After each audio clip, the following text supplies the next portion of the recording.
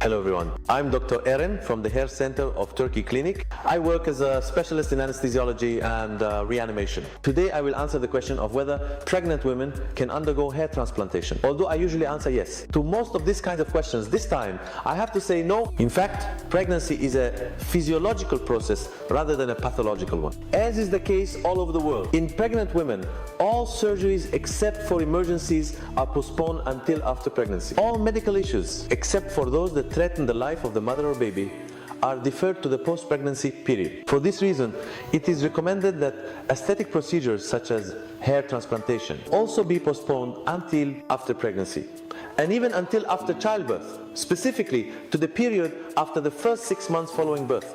This is because we recommend that mothers breastfeed during the first 6 months.